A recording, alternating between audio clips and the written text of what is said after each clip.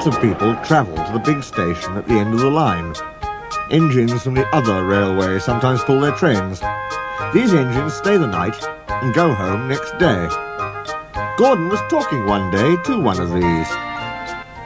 "When I was young and green," he said, "I remember going to London. Do you know the place? The station's called King's Cross." "King's Cross?" snorted the engine. "London's Euston. Everybody knows that." "Rubbish," said Duck. "London's Paddington." "I know. I worked there." They argued till they went to sleep. They argued when they woke up.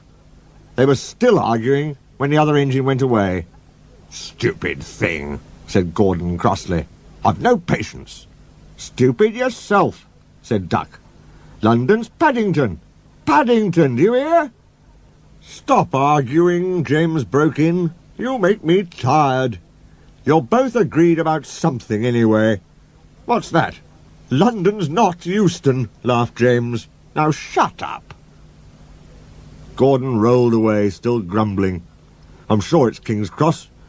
I'll go and prove it." But that was easier said than done. London lay beyond the big station, at the other end of the line. Gordon had to stop there. Another engine then took his train. "If I didn't stop," he thought, "I could go to London." One day he ran right through the station. Another time he tried to start before the fireman could uncouple the coaches. He tried all sorts of tricks, but it was no good. His driver checked him every time. "Oh dear," he thought sadly, "I'll never get there." One day he pulled the express to the station as usual. His fireman uncoupled the coaches, and he ran on to his siding to wait till it was time to go home.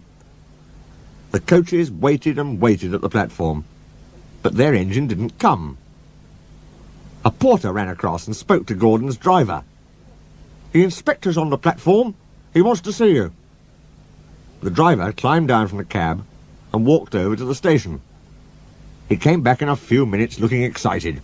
"Hello," said the fireman. "What's happened?"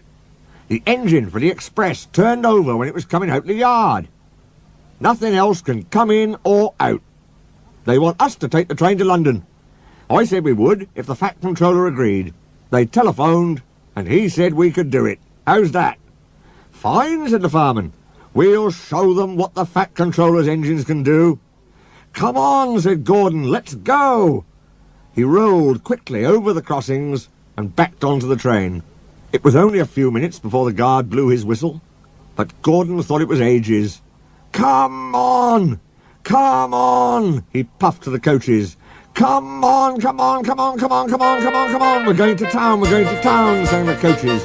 Slowly at first, then faster and faster. "We're going to town, we're going to town, we're going to town, we're going to town." Gordon found that London was a long way away. "Never mind," he said.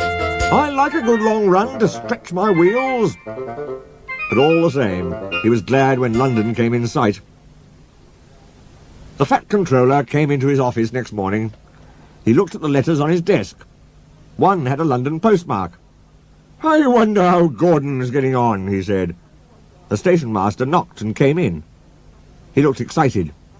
"Excuse me, sir, have you seen the news?" "Not yet. Why?" "Oh, just look at this, sir." The Fat Controller took the newspaper. "Good gracious me," he said. "There's Gordon. Headlines, too. Famous engine at London station. Police called to control crowds."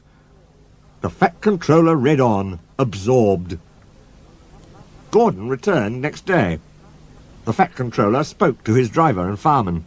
"I see you had a good welcome in London." "We certainly did, sir.